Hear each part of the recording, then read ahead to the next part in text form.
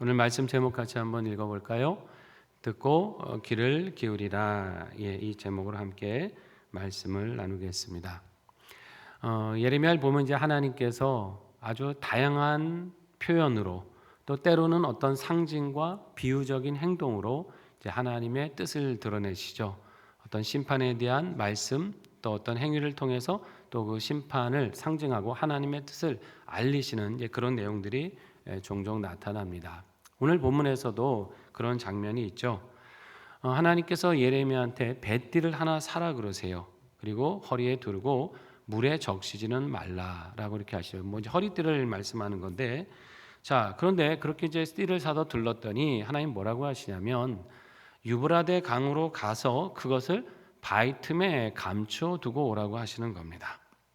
예레미야가 어떻게 해요? 그대로 가서 유브라데까지 가서 바위 틈에 그걸 이제 감춰 뒀어요. 말씀대로. 그러고 나서 며칠 지나고 나니까 다시 하나님이 말씀하세요. 다시 거기 가서 유브라데 가서 감추었던 띠를 다시 찾아오라고 말씀하십니다. 예레미야가 다시 어떻게 해요? 가죠. 유브라데 강가에 가서 그 이제 띠를 묻었던 걸 이제 파내는 보니까 어떻게 돼 있습니까? 띠가 썩을 수밖에 없죠. 강가인데 습기가 가득한데 거기다가 묻어놨으니 그 뱃띠가 썩어서 쓸 수 없게 될 수밖에 없다라는 것이죠. 이게 도대체 왜 이렇게 하시는지를 이해가 되십니까? 아니 왜 이렇게 먼 데까지 가서 띠 하나 감추는데 유다에 강이 없는 것도 아니고 왜 그러셨을까? 여러분 유브라데 강이 어디 있는지 아시죠? 지도 잠깐 보시면 이 강은 지금으로 하면 이제 아마 이라크 지역이잖아요. 유브라테스 강, 티그리스 강에서 이제 그 근동 지방에 큰 강이 두 개가 흐르지 않습니까? 그 유프라테스 강이 굉장히 이제 큰 강인데 지금 예레미야는 이제 예루살렘이 있잖아요. 저 유다 남쪽에 조그맣게 지금 팔레스타인이 보이는데 거기에 있습니다. 그럼 거기서부터 저 유브라데 강까지 가려면 얼마나 걸릴까요? 짧은 거리로 잡아도 1000km 정도 된다 그럽니다. 짧게 잡아도 한 1000km는 가야 그 강가라 그래요.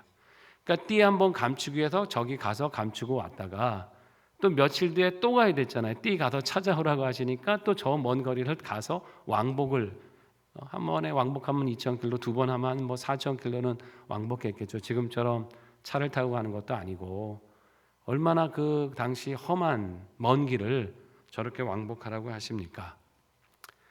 자, 본문에 돌아와서 아니 그러면 유다 어차피 띠가 썩어서 못 쓰는 것을 상징할 바에는 팔레스타인에도 요단강이 있지 않습니까? 다른 강들도 있을 거예요. 얼마든지 그렇게 하실 수가 있었습니다. 왜 이렇게 하나님은 예레미야가 말씀하실까? 자, 예레미야가 그 먼 거리를 갔다 오는 거는 참 힘들고 번거롭긴 하겠지만 그러나 불가능한 일은 아닙니다. 그렇죠? 하나님 말씀이니까 가라고 했으니까 가고 오라고 하는 것이 온 거예요. 왜 그걸 말씀하시는지 예레미야가 이유를 따져 물었습니까? 아닙니다. 예레미야 입장에서는 그럴 수 있겠죠. 아니 하나님 왜 갔다 와야 되는지라도 좀 이유라도 알려주시든지 아니면 그렇게 띠를 감출 거라고 하시면 그렇게 멀리 가게 시키지 마시고 가까운 우리 유다 땅에도 여러 강이 있으니까 그 중에 하나 갔다 오라고 하시면 되지 않습니까? 라고 예레미야는 묻지 않았어요. 하나님의 말씀이니까 어떡합니까? 그냥 순종했습니다. 내가 다 이유도 모르겠어요. 또 합리적으로 내가 생각해 볼 때 이 길이 더 나을 것 같아요. 근데 하나님께 그걸 하나님 왜 굳이 이런 걸 시키십니까? 내 생각에는 이게 더 낫지 않겠습니까? 라고 묻거나 의심하지 않고 그냥 말씀 들은 대로 순종했다는 것입니다.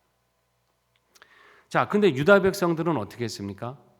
유다 백성은 그렇게 힘든 명령도 아니고 오히려 그들에게 복을 주시기 위해서 지키라고 하신 그 말씀 제대로 순종했습니까? 안 그랬습니다. 의심하고 거역하고 그러면서 우리가 가는 길이 맞다고 우겼어요.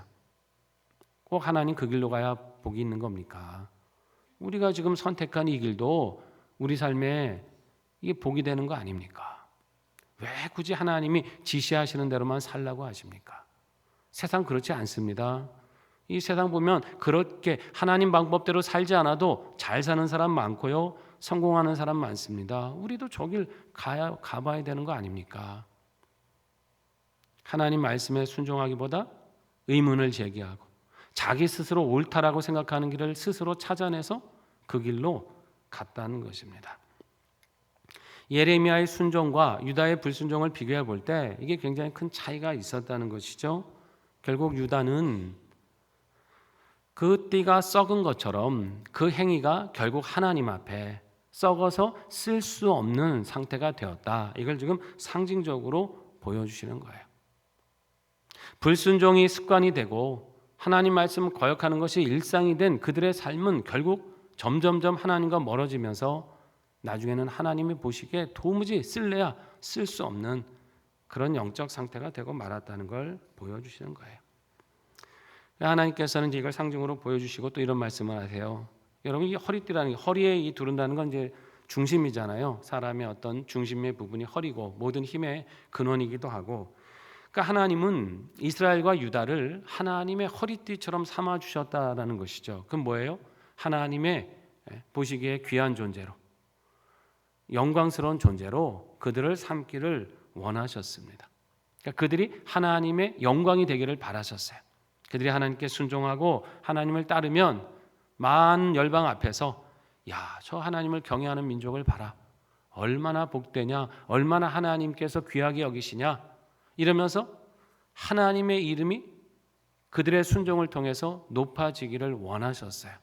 그래서 그들을 귀하게 허리의 중심으로 삼아 주셨는데, 그들은 불순종으로 이제 띠가 썩어서 쓸모없는 것처럼 하나님 앞에 영광을 드러내는 존재가 아니라 오히려 하나님께 수치가 되는, 그 영광을 가리는 존재가 되고 말았다는 것을 보여주시는 것이죠.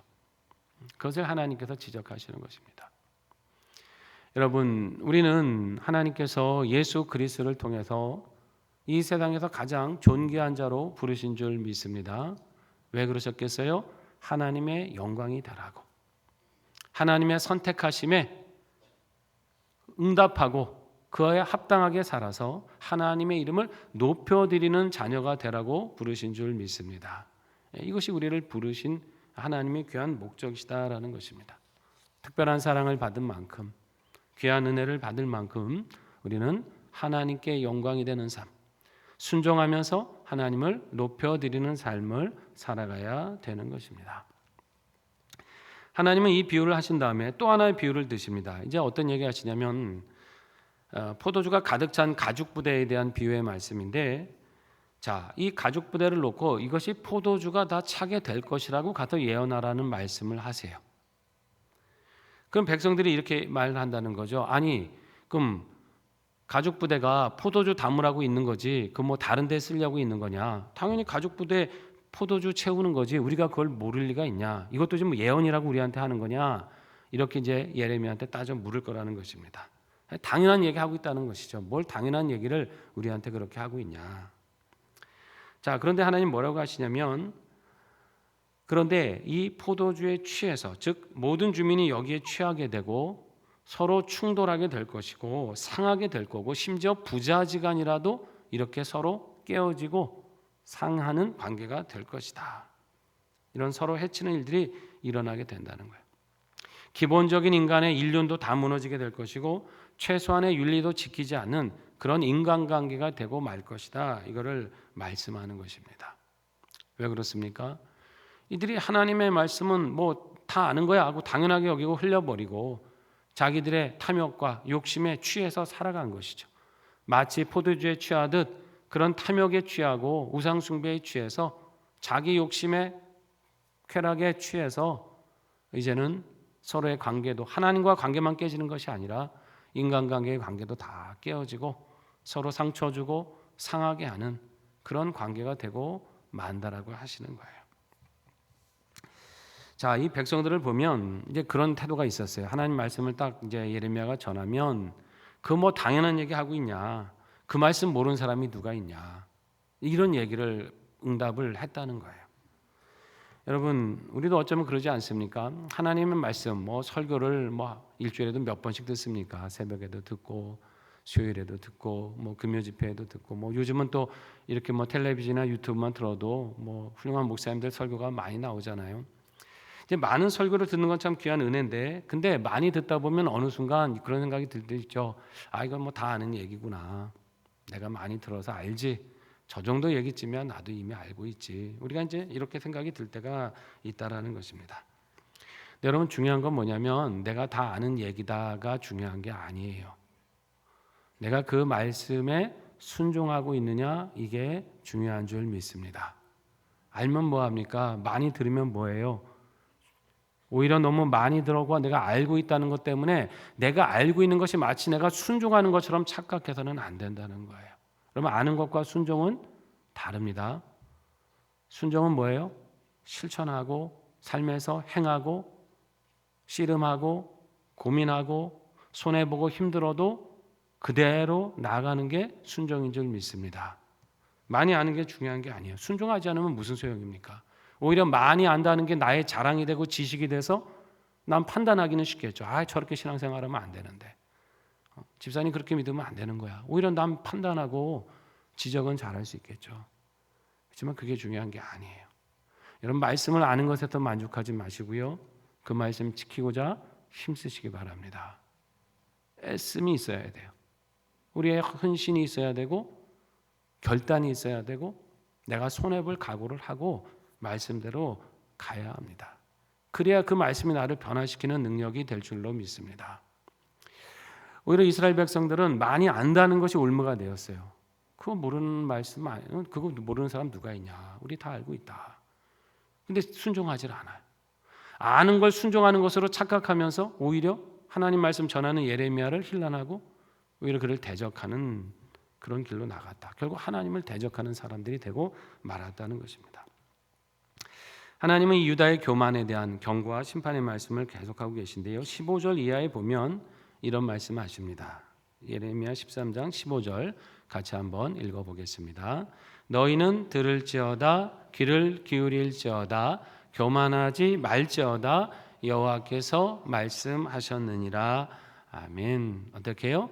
들을지어다 귀를 기울일지어다 교만하지 말지어다. 반복해서 말씀하시죠. 결국 여기 교만하지 말라는 것은 뭐예요? 들으라는 거예요. 듣지 않으면 교만한 거다라는 것이죠. 같은 말씀, 맥락이에요. 하나님의 말씀이 들려졌는데 순종할 마음이 없다면 그건 교만한 거다. 지금 이 얘기하시는 겁니다. 귀를 기울이는 게 겸손이고 순종하는 것이 믿음입니다. 그렇지 않으면 귀를 기울이고 묵상하고 순종하지 않으면 그건 결국 하나님이 싫어하시는 교만과 같다는 것이죠. 쉐마 이스라엘 이 표현 많이 들어보셨죠? 들으라 이스라엘. 쉐마. 우리 뭐 5층 자녀들 교육하는 공간에 쉐마월이라고 이름도 붙어 있습니다만 이 구약에서 굉장히 중요한 명령 중에 하나가 들으라는 것입니다. 들으라. 무엇을 들어요? 하나님 말씀을 들으라. 귀 기울여 들으라. 흘려 듣지 말라는 거예요. 듣고 이쪽으로 빠져나가는 그냥 세상의 여러 소리처럼 그냥 듣고 흘려가는 소리가 되는 게 아니고 주의 깊게 경청하라는 거예요. 이 뜻이 무슨 뜻인지 상고하라는 거예요. 내 삶에서 이것이 어떤 작용과 역사를 일으키는지를 삶에서 순종해보라는 거예요. 그게 듣는 겁니다. 여러분, 들어야 하나님의 뜻을 알 수 있지 않습니까? 들어야 우리는 살게 될 줄로 믿습니다. 들어야 돼요. 듣는 자는 살아나리라. 우리 예수님도 그 말씀하셨어요. 인자의 음성을 들을 때가 오나니. 우리가 다 나중에 죽어서 무덤에 있을지라도 인자의 음성을 들을 때가 오나니 듣는 자는 살아난다고 우리 예수님 친히 말씀하셨어요. 들어야 사는 거예요.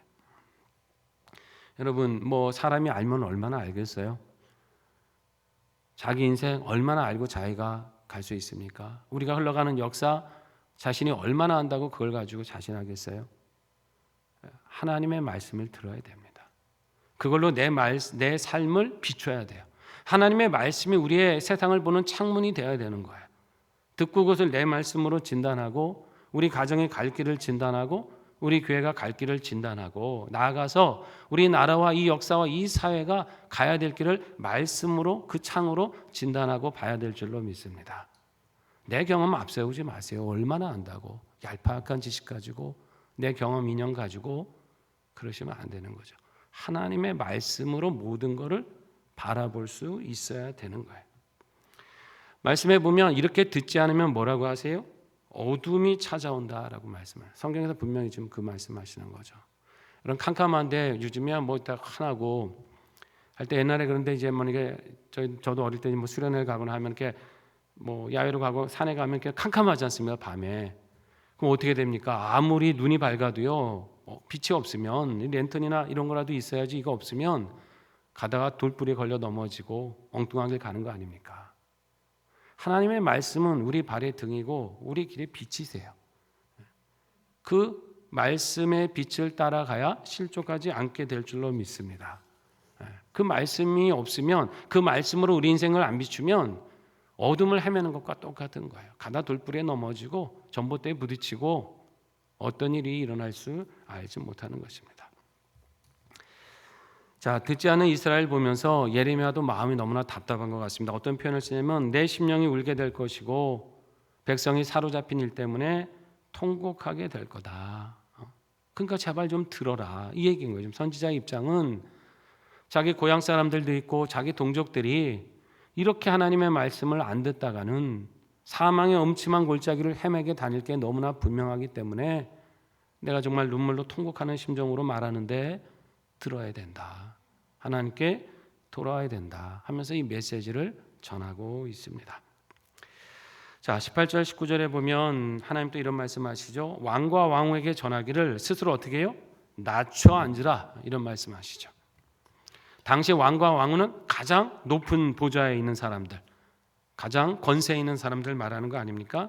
많은 백성이 그 앞에서 머리를 조아리고 그렇게 높이는 그런 위치에 있는 최고의 자리에 있는 사람들. 근데 어떻게 해요? 그들도 수치를 당하게 될 것이고 무너지게 될 것이고 모든 권한을 빼앗길 날이 올 테니 어떻게 합니까? 겸손히 낮춰 앉으라. 여러분, 권세라는 것도 하나님이 허락하셔야 되는 것이고 백성들이 존중하고 따라야 권세가 있는 거지, 그거 지위 다 뺏기면 아무리 대단한 권세라 할지라도 하나님이 폐하시기로 말하고 백성들이 따르지 않으면 그게 뭡니까? 하루아침에 무너지고 수치를 당하게 되는 거예요. 왕이라 할지라도 아무런 소용이 없다는 것입니다. 그렇다고 하면 보통 사람은 말할 건 뭐 하겠습니까? 하나님께 순종하지 않으면 그 어떤 누구도 자신이 가진 것을 지킬 수 없다는 것이죠. 20절부터는 유다 백성이 의지하는 것들에 대해서 패망할 것을 예언하십니다. 눈을 들어보면 그 북방에서 적을 보게 된다는 것이죠. 이 바벨론이 와서 모든 걸 다 빼앗아 가고 이 땅을 황폐하게 만들 것이라고 하시는 거예요. 유다가 이제 처음에 북이스라엘을 멸망시켰 아수라라고 하는 강한 나라가 있지 않습니까? 그러다 보니까 유다는 우리가 아수르를 견제하기 위해서는 저 바벨론이라는 나라와 동맹을 하면 이 나라를 견제할 수 있겠구나 이런 생각을 했거든요. 근데 결국은 뭐예요? 그것이 하나님을 의지하면서 나갔던 결정이었으면은 모르지만 하나님을 의지했습니까? 아닙니다. 하나님은 싹 제했어요. 기도하지 않았어요. 하나님께 묻지 않았습니다. 하나님, 우리가 어떻게 해야 됩니까? 그럼 하나님께 묻고 하나님이 그럼 뭐 동맹을 맺으라든지 나를 의지하시든지 하나님의 음성을 따라 행했어야 되는데 하나님께 왜 이제 자신의 욕심 따라 우상을 섬기니까 하나님께 물을 마음이 없었겠죠. 그러니까 어떻게 하냐면 그냥 자기들 계획 판단대로 자기들의 외교적 수완으로 바벨론과 쉽게 말하면 이제 화친을 좀 맺고 아수르를 견제한 겁니다. 근데 결국 나중에 유다가 누구한테 괴롭힘을 당해요? 그 바벨론, 화친을 맺으려고 했던 바벨론에게 괴롭힘 당하고 바벨론에게 망하지 않습니까? 그러니까 아무리 인간적으로 계산을 해서 외교 전략을 펴도 하나님께 묻고 행하지 않으면 인간의 계산은 다 소용이 없다라는 거예요. 오히려 고통이 더 큰 거 아니에요? 우리를 지켜줄 줄 알았더니 오히려 우리를 더 망하게 했구나. 인간적인 배신감만 더 크게 되더라는 것입니다. 더 안타까운 건 뭐냐면 유다는 그러면서도 왜 이게 잘못됐는지를 모르고 있다는 게 그게 더 안타까운 거예요. 우리가 기도하지 않았구나. 하나님을 의지하지 않고 인간적인 방법으로 이 난국을 헤쳐보려고 했구나라고 자신들의 그 어리석음을 깨달으면 다행인데 그냥 그런 생각은 전혀 하지 않고 환난을 만난 것에 대해서 억울해하고 불평만 하고 원망만 하고 있었다라고 하는 겁니다. 이 원인은 환난의 원인은 자기들에게 있었는데 자신들의 상태를 제대로 보지 않으니까 원망이 누구에게 나가요?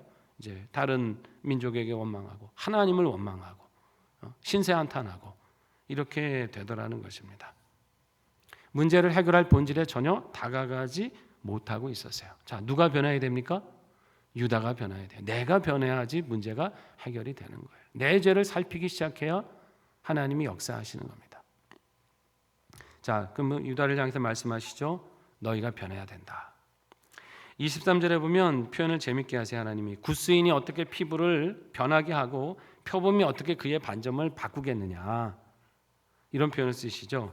구스는 노아의 아들, 둘째 아들 있죠. 그 함이라고 하는 아들이 낳은 맏아들, 큰 아들이 이제 구스예요. 그러니까 함의 후손입니다. 그래서 이제 구스는 보통 그 당시에는 이집트, 또 수단이나 이디오피아, 이 북아프리카 쪽에 퍼져 있는 그 민족을 이제 구스인이라고 그랬습니다. 그래서 원래 지금도 이제 이디오피아라는 나라가 있습니다만 이 나라 그 단어의 뜻이 그을린 얼굴이라는 뜻입니다. 그러니까 피부가 이제 검게 그을리고 갈색으로 그을렸다, 이제 그걸 표현하는 것인데, 그러니까 피부가 선천적으로 그렇게 태어나는 거잖아요. 구스인들은.